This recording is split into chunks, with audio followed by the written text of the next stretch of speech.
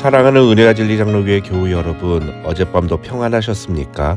오늘도 우리의 죄를 대속하기 위해 십자가 지신 예수 그리스도의 은혜와 사랑이 여러분에게 능력이 되고 소망이 되시기를 주님의 이름으로 축원합니다. 오늘 새벽에 만나 본문은 누가복음 20장입니다. 그 중에 9절부터 19절을 제가 읽어드리겠습니다. 그가 또 이 비유로 백성에게 말씀하시기 시작하시니라. 한 사람이 포도원을 만들어 농부들에게 새로 주고 타국에 가서 오래 있다가 때가 이르매 포도원 소출 얼마를 바치게 하려고 한 종을 농부들에게 보내니 농부들이 종을 몹시 때리고 거저 보내었거늘 다시 다른 종을 보내니 그도 몹시 때리고 능욕하고 거저 보내었거늘 다시 세 번째 종을 보내니 이 종도 상하게 하고 내쫓은지라. 포도원 주인이 이르되 어찌할까 내 사랑하는 아들을 보내리니 그들이 혹 그는 존대하리라 하였더니 농부들이 그를 보고 서로 의논하여 이르되 이는 상속자니 죽이고 그 유산을 우리의 것으로 만들자 하고 포도원 밖에 내쫓아 죽였느니라. 그런즉 포도원 주인이 이 사람들을 어떻게 하겠느냐. 와서 그 농부들을 진멸하고 포도원을 다른 사람들에게 주리라 하시니 사람들이 듣고 이르되 그렇게 되지 말아지이다 하거늘 그들을 보시며 이르시되 그러면 기록된 바 건축자들의 버린 돌이 모퉁이의 머릿돌이 되었느니라 함이 어찌미냐. 무릇 이 돌 위에 떨어지는 자는 깨어지겠고 이 돌이 사람 위에 떨어지면 그를 가루로 만들어 흩으리라 하시니라. 서기관들과 대제사장들이 예수의 이 비유는 자기들을 가리켜 말씀하신 줄을 알고 즉시 잡고자 하되 백성을 두려워하더라. 어제 본문인 19장에는 예수님이 예루살렘에 입성하시는 장면과 입성 후 첫날, 그러니까 월요일에 행하신 성전 청결 사건이 기록되어 있습니다. 이제 오늘 본문인 누가복음 20장에는 화요일에 있었던 사건이 기록되어 있습니다. 이 화요일에 벌어진 사건의 핵심은 유대 종교 지도자들이 예수님의 말씀에서 꼬투리를 잡을 목적으로 자꾸 시비를 걸지만 예수님이 때로는 지혜롭게 때로는 단호하게 또 때로는 그들이 절대로 대답할 수 없는 질문으로 그들의 입을 막아버리신 것입니다.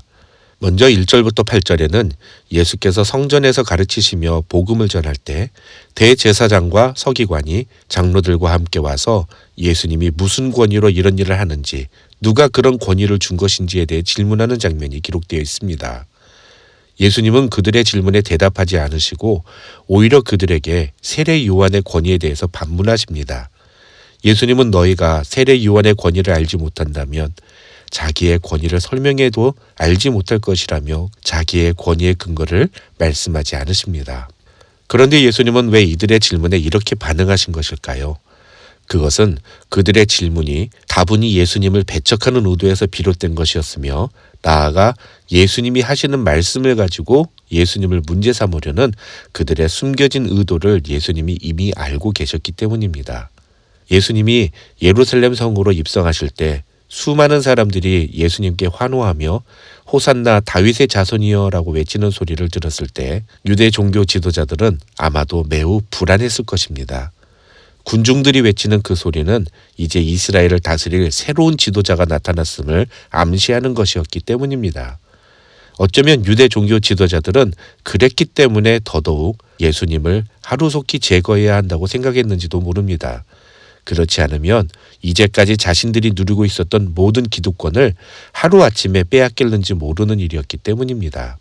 예수님은 이러한 유대 종교 지도자들의 완악함과 이기적인 마음 그리고 그런 편견과 계산에서 비롯된 예수님을 향한 질문의 의도를 간파하셨습니다. 그래서 그들이 절대로 대답할 수 없는 질문을 던지심으로 그들의 입을 막아버리셨습니다. 그 후에 이어지는 9절부터 19절까지의 예수님의 말씀은 바로 이런 서기관과 대제사장들의 의도를 예수께서 비유로 사람들에게 폭로하신 것입니다. 사람들은 이 비유에서 포도원 주인이 보낸 종들을 핍박하여 내쫓고 심지어는 포도원 주인이 보낸 그의 아들을 포도원 밖에 내쫓아 죽여버린 농부들이 누구를 의미하는지 잘 몰랐습니다. 하지만 누가는 예수님이 이 비유를 말씀하실 때 서기관들과 대제사장들은 이 비유가 자신들을 가리켜 말씀하신 것이라는 사실을 알았다고 19절에서 밝힙니다. 이 장면에서 우리는 이제 더 이상 유대 종교 지도자들과의 논쟁과 충돌을 피하지 않고 정면으로 대처하시는 예수님의 모습을 볼 수 있습니다. 아니, 예수님은 이 비유에서 앞으로 유대 종교 지도자들이 자신을 어떻게 처리할 것인지에 대해서 대놓고 말씀하십니다. 하지만 그때까지만 하더라도 이 이야기를 들은 사람들 중에 이것이 불과 며칠 뒤에 일어날 실제 사건이라는 사실을 알았던 사람은 아무도 없었습니다. 어떻게 보면 사실 포도원 주인의 아들을 죽인 농부는 비단 유대 종교 지도자들만이 아니었습니다. 바로 엊그제까지 예수님을 향해 호산나 다윗의 자손이여라고 외치던 군중들도 그 농부들이었습니다. 그나마 서기관들과 대제사장들은 예수님의 그 말씀이 자신들을 향한 말씀이라는 것을 알았지만 어리석은 군중들은 그조차도 깨닫지 못했습니다. 그 다음 20절부터 40절에 이어지는 내용은 이제 자신들의 머리나 계획으로는 도저히 예수님을 어떻게 할 수 없다고 판단한 유대 종교 지도자들이 예수님이 하시는 말씀을 가지고 유대 총독에게 재판을 받게 하려는 의도에서 던진 질문들과 그에 대응하시는 예수님의 모습이 기록되어 있습니다. 크게 두 가지 질문이 등장합니다. 하나는 가이사에게 세를 바치는 것이 옳은지 아니면 옳지 않은지를 묻는 것이고, 다른 하나는 7 형제가 한 여자를 아내로 취하였으나 모두 죽게 되면 부활 때에 그 여자는 누구의 아내가 되는지에 대한 질문입니다. 이 두 질문은 모두 예수님으로 하여금 함정에 빠지게 만들 목적으로 던진 질문이었습니다. 유대 종교 지도자들은 이 질문을 예수님께 던질 때 그들은 예수님이 도저히 빠져나갈 수 없을 것이라고 확신했을 것입니다. 실제로 예수님이 그들의 의도대로 질문에 대답하셨다면 아마 어떤 대답이었든지 간에 그들은 예수님이 하신 그 대답을 근거로 예수님을 고소했을 것입니다. 하지만 놀랍게도 예수님은 그들이 던진 질문의 함정을 정확하게 간파하시고 오히려 그들의 질문 속에 담겨진 그들의 무지를 드러내시며 나아가 참된 신앙으로 그 문제를 바라보는 것이 어떤 것인지를 지시하셨습니다. 우리는 이 장면을 대하면서 반드시 잊지 말아야 할 것이 있습니다.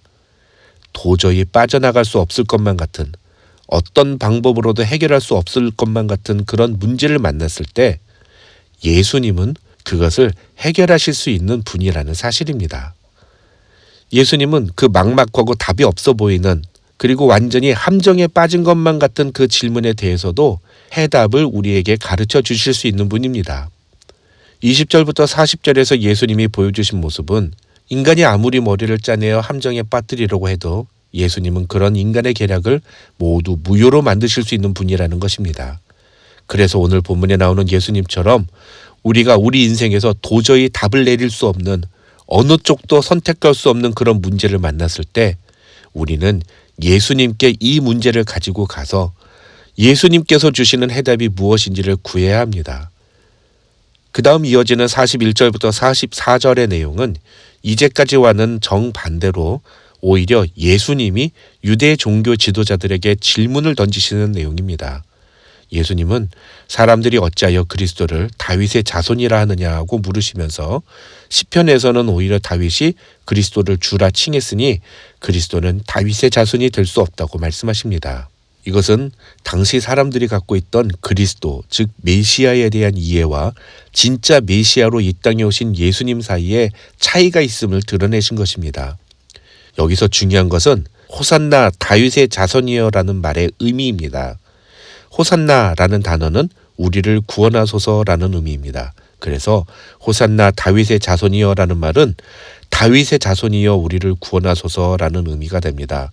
따라서 다윗의 자손이라는 표현은 이스라엘을 외세로부터 구원할 정치적인 새로운 지도자, 다윗을 계승하는 이스라엘의 새로운 왕을 의미합니다. 예수님이 예루살렘 성으로 입성하실 때 수많은 사람들이 예수님을 향하여 외쳤던 그 함성은 이제 예수님께 로마의 압제에서 이스라엘을 구원해달라는 이스라엘 백성들의 간절한 요청이 반영된 것이었던 것입니다.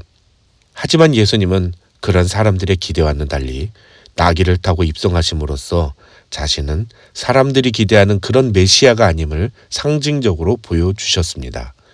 예수님은 다윗의 자손으로서 이스라엘을 로마의 압제에서 구원하기 위해 이 땅에 오신 메시아가 아니라 하나님의 아들로서 자기 백성을 그들의 죄에서 구원하기 위해 이 땅에 오신 메시아였던 것입니다.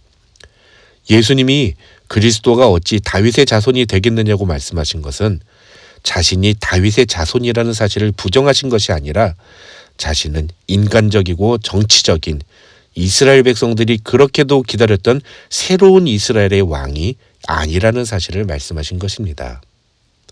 마지막으로 45절부터 47절은 예수님이 그의 제자들에게 서기관들을 삼가하라고 말씀하시는 내용이 기록되어 있습니다. 예수님이 그의 제자들에게 서기관들을 삼가하라고 말씀하신 이유는 그들의 형식적이며 자기 과시적이고 외식적인 신앙의 모습 때문입니다. 특히 47절에서 예수님은 그들이 과부의 가산을 삼키며 라고 말씀하시면서 긍휼과 구제의 대상인 과부들의 재산까지 종교적으로 속여서 착취하는 서기관들의 탐욕과 죄악을 고발하십니다. 중요한 건 45절을 보시면 분명히 예수님은 이 말씀을 그의 제자들에게 하셨지만 그 자리에 모든 백성들, 그러니까 서기관들을 포함한 유대 종교 지도자들도 모두 다 그 자리에 있었다는 것입니다. 결론적으로 이 누가복음 20장은 예수님께서 자신을 어떻게든 함정에 빠뜨리려는 유대 종교 지도자들과의 논쟁을 벌이시면서 그들과의 관계가 극도로 악화되고 있음을 보여주는 그런 장면이라고 볼 수 있습니다. 유대 종교 지도자들은 예수님을 함정에 빠뜨리기 위해 갖은 수단과 방법을 다 동원했습니다. 하지만 예수님은 그들의 의도를 간파하셨고 그들의 계획을 수포로 돌아가게 만드셨습니다. 그 과정에서 오히려 예수님은 자신이 진정한 메시아 되심을 분명하게 드러내셨습니다. 예수님은 세상 사람들이 기대하던 그런 메시아가 아니라 온 인류의 죄를 대속하기 위해 이 땅에 오신 메시아였던 것입니다. 고난주간 셋째 날을 지나면서 우리는 예수님이 우리의 문제를 해결하기 위해 이 땅에 오신 진정한 메시아라는 사실을 다시 한번 기억하고 그 주님 앞에 나아가는 결단을 보였으면 좋겠습니다. 오직 주님만이 우리의 삶의 모든 문제를 해결하실 수 있는 유일한 분이십니다. 그 주님 앞에 우리의 모든 문제를 가지고 나가 주님의 지혜와 주님의 은혜를 경험하는 우리 은혜와 진리 장로교의 모든 교우들이 되시기를 주님의 이름으로 축원합니다.